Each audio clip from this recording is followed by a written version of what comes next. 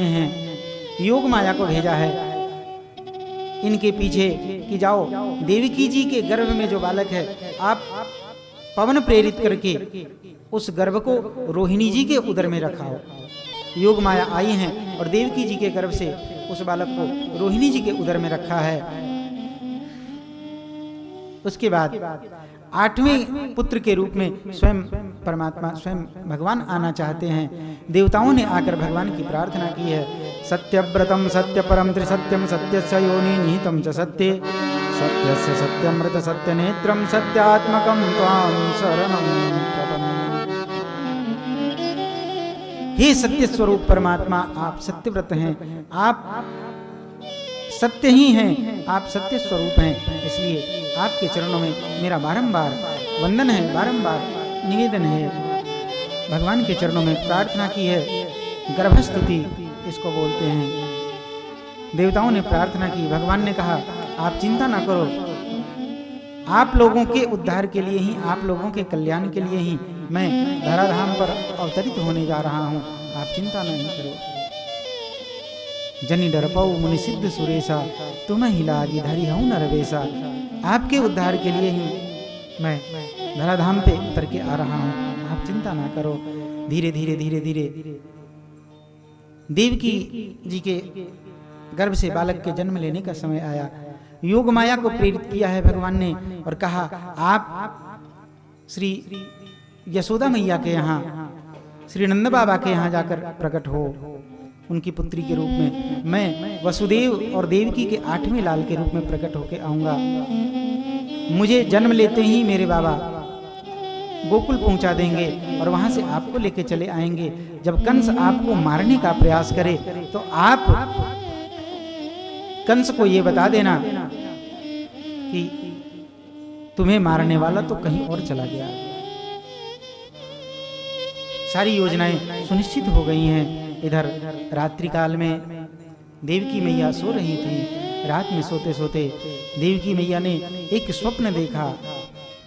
इधर प्रार्थना कर रहे थे सुररत्न अनेक, इधर देवकी मात ने स्वप्न निहारा एक। भादव की कृष्ण अष्टमी थी जो जन्माष्टमी कहती है, अब भी श्री कृष्ण जयंती वह घर घर में मनाई जाती।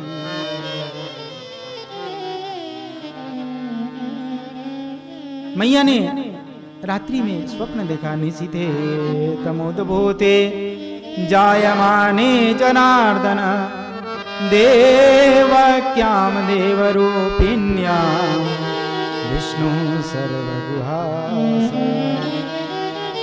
आविरासीद यथा प्राच्यां दिशिन्दुरिव पुष्कला। मैया ने सोते सोते में एक स्वप्न देखा। देवता लोग प्रार्थना कर रहे हैं, कंस के अत्याचार रूपी सागर में ये पृथ्वी डूबी जा रही है। ठीक उसी समय एक दिव्य पुरुष प्रकट होते हैं। देखते देखते पता नहीं चला कि ये दिव्य पुरुष उस संसार में समाहित हो गया या वो संसार इस दिव्य पुरुष में समाहित हो गया। ये सारी घटनाएं जब देखी है देवकी माता ने, देवकी मैया की बुद्धि काम नहीं करने लग गई। आंख खोल के देखा तो सामने एक चतुर्भुज स्वरूप में दिव्य मूर्ति खड़ी थी। तमद्भुतं बालकमम्बुजे क्षणं चतुर्भुजं शंख गदायुधायुधं श्रीवत्सलक्ष्मं गलशोभिकौस्तुभं पीताम्बरं सान्द्रपयोदशोभगम्। तमद्भुतं बालकमम्बुजे क्षणं, अद्भुत बालक मैया देवकी के सामने खड़ा था। अद्भुत बालक क्यों? क्योंकि कोई बालक जन्म लेता है तो उसके 2 हाथ होते हैं, इसके 4 हाथ हैं। नंगधड़ंग बालक जन्म लेता है, ये तो पीली पीताम्बरकारी कमरिया ओढ़े हुए, हाथ में शंख चक्र गदा पद्म लिए हुआ है। मैया ने अद्भुत बालक का दर्शन किया है। देख कर मैया प्रणाम करती हैं चरणों में और प्रणाम करके पूछती हैं आप कौन हैं? अब भगवान असमंजस में पड़ गए। क्या खुद मैं कहूँ कौन हूँ मैं, हाँ कह दूंगा कहना होगा, आज्ञाकारी बन कर आया तो आज्ञा में रहना होगा। सोचने लग गए परमात्मा, सोचने लगे। प्रायः जो बड़े लोग होते हैं ना, उनके साथ उनका परिचय देने वाले, उनके असिस्टेंट, उनके सहायक सहयोगी वो हुआ करते हैं। भगवान तो यहाँ अकेले आए हैं तो इनका परिचय भला कौन दे। भगवान ने अपने मन में विचार किया कि मैं तो देवकी मैया का पुत्र बन के आया हूँ, तो पुत्र बन के आया हूँ तो आज्ञा का पालन करना होगा। भगवान ने बताया अपना स्वरूप, मैं वह हूँ बाकी रहता है, मैं तू का झगड़ा जहाँ नहीं, मैं यहाँ नहीं, मैं वहाँ नहीं, मैं कहीं नहीं, मैं कहाँ नहीं, मैं यहाँ भी नहीं हूँ वहाँ भी नहीं हूँ, और मैं यहाँ भी हूँ वहाँ भी हूँ, मैं कहीं भी नहीं हूँ और मैं सर्वत्र व्याप्त हूँ। भगवान ने जब अपना विराट परिचय दिया है तो देवकी मैया सोचने लगी कि अरे ये कौन है। देवकी मैया की आंखें बंद हो गई। तब भगवान ने अपना स्वरूप बताया, अपना मूल परिचय बताया है। हे देवकी मैया, अब सुनो, मैं आपका 8 मालाल, मैं आपके 8वें पुत्र के रूप में अब आने वाला हूं। मेरे जन्म लेते ही बाबा की हथकड़ी बेड़ी खुल जाएगी, सेवक पहरेदार सब सो जाएंगे। बाबा को कहना मुझे यहाँ से गोकुल में श्री नंद बाबा के यहाँ दे आए, वहां उनकी कन्या को उठाकर अपने साथ लेते हैं। सारी बातें समझा दी है। इसके बाद कन्हैया ने कहा, इस अद्भुत बालक ने कहा कि मैया अब मैं बालक के रूप में परिवर्तित होने जा रहा हूं। बभूव कृतः शिशु। इतना कहते कहते भगवान छोटे से बालक के रूप में परिणत हो गए। देवकी मैया ने देखा इनकी श्री वसुदेव जी के हथकड़ी बेड़ी खुल गई, सेवक पहरेदार सो गए। सबके सो जाने के पश्चात सब सो गए। देवकी मैया ने सारी बात, सारी घटना समझाई है। एक सूप कोने में पड़ा हुआ था, उस सूप में लेकर लाला को पौढ़ाया है और पौढ़ाकर अपने सिर के ऊपर रखकर श्री वसुदेव जी चल पड़े हैं। आज भी ब्रज में ये गाई जाती है।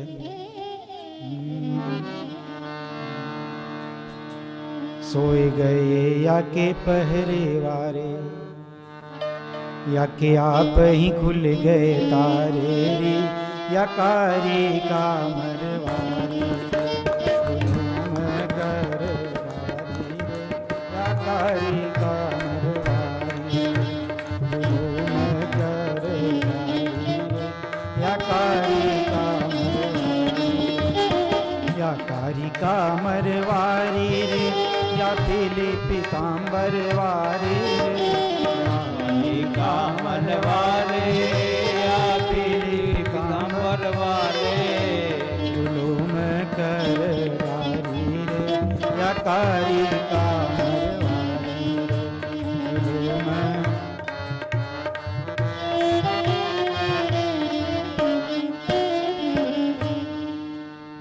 सेवक पहरेदार सो गए। बाबा उस सूप में पौढ़ा कर लेकर जा रहे हैं। भयानक वर्तसता कुला नदी, यमुना जी में उफान आ रहा था। चिल्लाने लग गए बाबा, अरे कोई बचाओ, कोई लो मेरे लाला को, कोई लो। उस जगह का नाम आज भी कोयलो है। वहां से लेकर लाला ने अपने चरण पधराए हैं, यमुना जी को स्पर्श कराया, यमुना जी का जल नीचे आया है। उसके बाद लाला को लेकर गोकुल में गए हैं।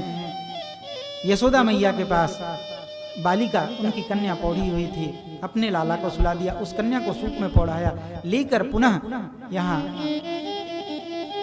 मथुरा में आए हैं। पुनः इनकी हथकड़ी बेड़ी लग गई, सेवक पहरेदार जग गए, सब चिल्लाने लग गए, जागते रहो। कन्हैया ने कही, अरे भैया मुझे जहां आना था अब तो हम आ गए, अब तुम जागो चाहे सो, मुझे क्या लेना देना। कंस को पता चला है कि इस बार श्री नंद बाबा दौड़े दौड़े आए। अरे कहा बात भाई, काऊ तकलीफ हो रही, काऊ ने बुलाऊं। यशोदा मैया बोली, अरे आप ही तकलीफ की पड़ी है, यहाँ तो लाला ने जन्म भी ले लियो, मो पतो भी ना लगो। अरे दिखइयो कैसो लाला है। श्री नंद बाबा ने देखी और देखकर निहाल हो गए, आहा कितना सुंदर लाला है, मेरा सांवला सलोना गोपाल।